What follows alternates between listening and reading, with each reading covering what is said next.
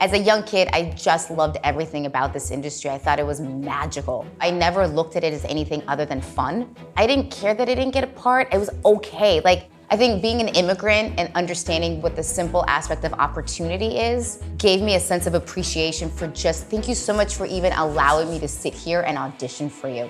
That was enough.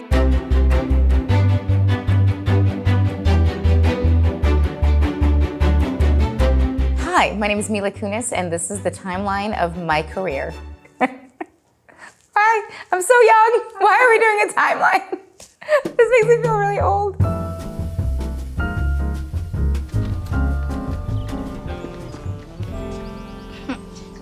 You're not wearing that to the game, are you? Actually, no. I've got some good news and bad news. I'm Ashley. I don't get bad news. I think as a kid, the bad girls were the ones with the dark hair, and then like the more relatable all-American gals were the blonde ones or whatever. So I clearly wasn't that. So I ended up as a young kid being like the cool girl or the bad girl because I had dark hair that happened to be curly. My parents were so nice enough to let me do this as a hobby. The only stipulation is I had to go to school, I had to get good grades, and then this was a hobby of mine that I accidentally stumbled into that I was like, this is awesome. I'm like in junior high and I get to be on television? This is crazy. So I auditioned a lot, and more times than not, you don't get anything you audition for. So that built up a solid backbone and resilience, and talk about hard work. But I remember I auditioned for a show I did not get, little known show called 90210. And I loved that show. And I got a call back, and I came back, and they didn't tell me, they didn't prepare me that Jason Priestley, who was directing that episode, was gonna be in the room. And I froze. I froze, guys. I froze. Okay, I choked. And I was like, oh, that was extraordinary. But I also went into all of this being like, I'm never gonna get it. Who cares? But it's gonna be fun. But besides, if you worked here, you couldn't see me whenever I wanted you to. Lover. Oh, yeah. First and foremost, 70s show impacted me. I met my husband. Also gave me an amazing opportunity of 8 years of steady work that I otherwise never would have in this industry, which gave me a financial freedom. There's a rumor going around that I may or may not have lied about my age for that 70s show. I'd like to make it very clear now. I did lie, okay? I did. However, by the time I went to what was then like producers network call, you have to sign a contract before you get the job. And in my contract, I had to put an asterisk and be like, studio teacher. And they're like, what do you mean? And I was like, oh, P.S. I'm 14. But at that point, if you talk to Bonnie and Terry Turner, they were so sweet. They were like, well, we loved you at that point, so what did we care? It was in the heyday of like older kids playing younger kids, and I was actually of the age of the character. I wasn't intimidated. I had a solid ego, man. I thought it was so cool. So do you want to like go to the mall or something? That's cool.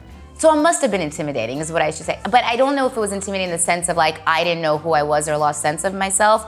But I must have been like, wow, these kids are all so cool and they're so much older than I am and they're so much cooler than I am. I had the greatest experience on 70s. 100% I was embraced. 100% I was never treated as like lesser than. And if I did by one of the cast members, another cast member would stand up for it. So, you know, we were all trying to figure ourselves out. We were all young.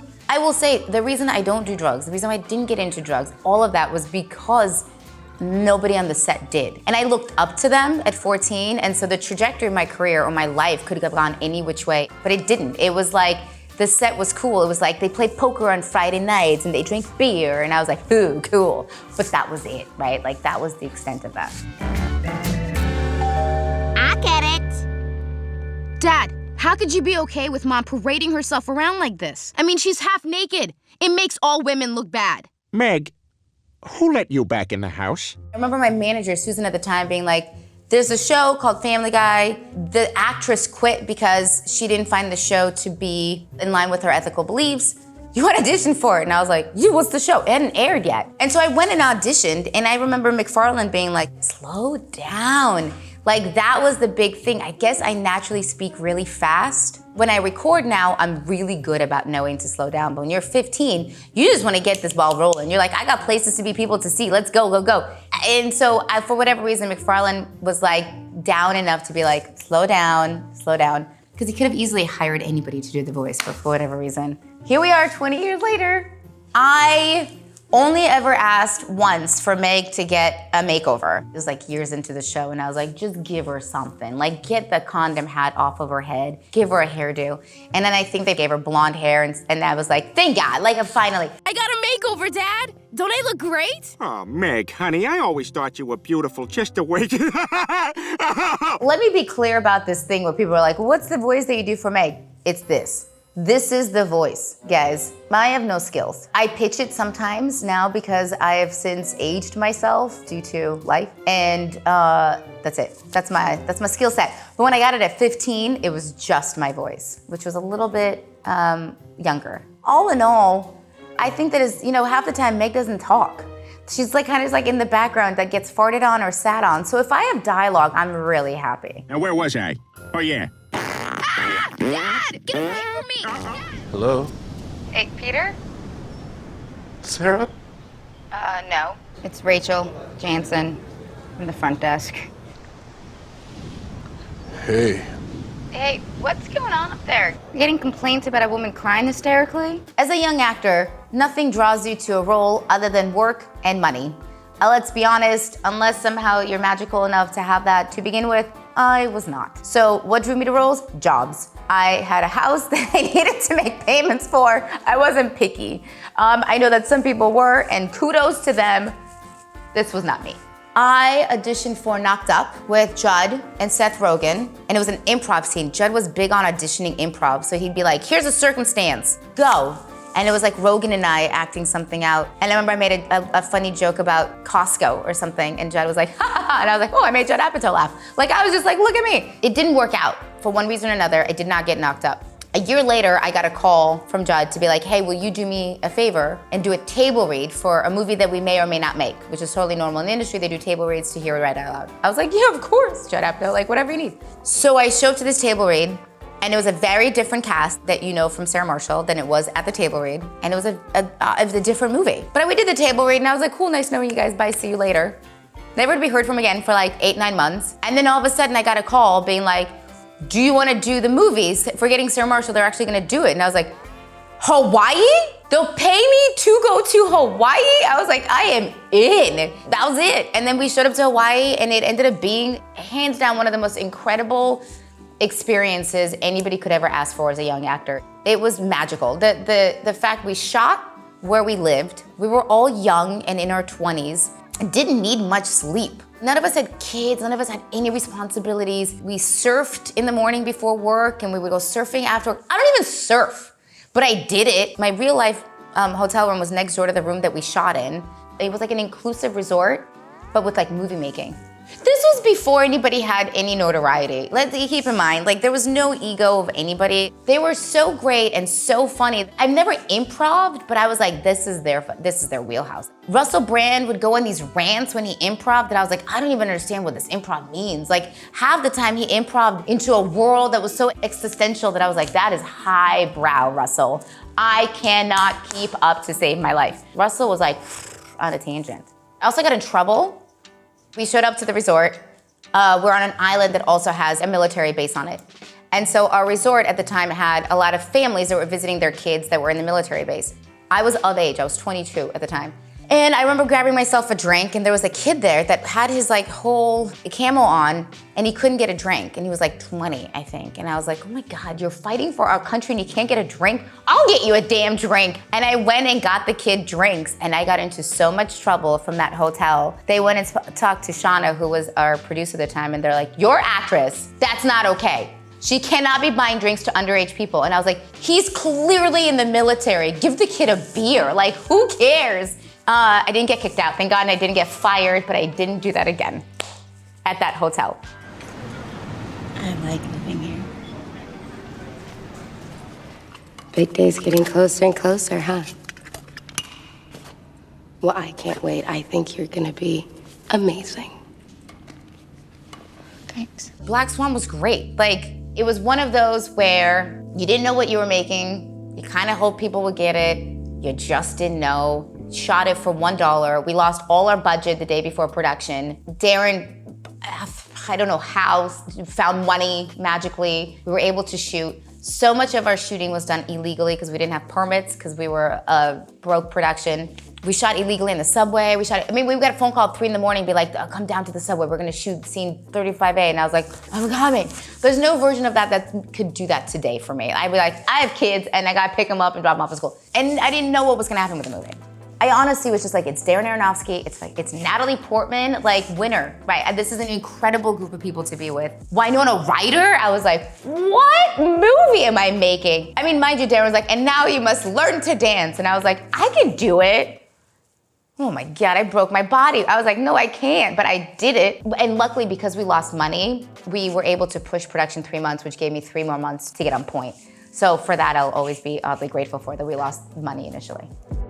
This could be great. This could take all the weirdness out of it. Well, we talked about this. I don't like you like that. I don't like you like that either. That's why it's perfect. I don't even know if I find you attractive. That's cute. Like, do you have a thing for jerks? The original script was so, to me, dated and not what I wanted to do. Clint was our producer on it, and he convinced me. I mean, I was like, I'm not gonna do it. And he was like, you're gonna do it. I promise you, I'm gonna make this right for you. You have to meet with Will Gluck, he's amazing. And Will just did Easy A. And I was like, no, Easy A is great, I get it, I don't wanna do it. And he literally bullied me, I mean, in the best possible sense. He Jedi'd me into doing it, and I was like, all right, I'll do it. He's like, you gotta meet Justin. I swear you'll love him, it'll all work out. You and Willing to go to dinner, this all makes sense. And I was like, I don't know if this is the right thing for me. I mean, I fully got like, you will do this movie. And I was like, I guess I'm doing this movie. And then we would meet and hang and Will would do the rewrites with us. It was the first time that I felt in my career ever to be a part of a collaborative process of doing a rewrite.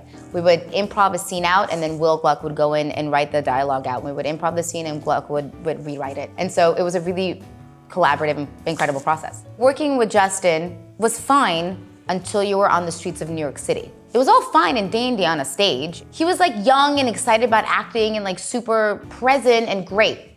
And then you went on into the public with him and it was like the Beatles on the street of New York City shooting with him. I've never witnessed that in my life. We would shoot on this side of the street and I'm not kidding you, it was like a sea of 1,000 people just staring at you and I was like, whoa. Like that was a whole learning curve for me. I was like, you have an interesting life, homie. Like, good luck to you. I thought I had it bad, that's bad. So working with him was great, but being on this public street with him, nobody should experience. Hey, Johnny, how about a beer, huh? Ooh, couple Charles Bukowskis? Couple Brustoyevskis? That's a good one. You know what, I think I too want a Martina Nevertabuski. Oh, no, that doesn't work. No, don't ruin it, no. Bullshit, that totally works. No. So Ted was a movie that McFarlane had written a couple years prior to it being made.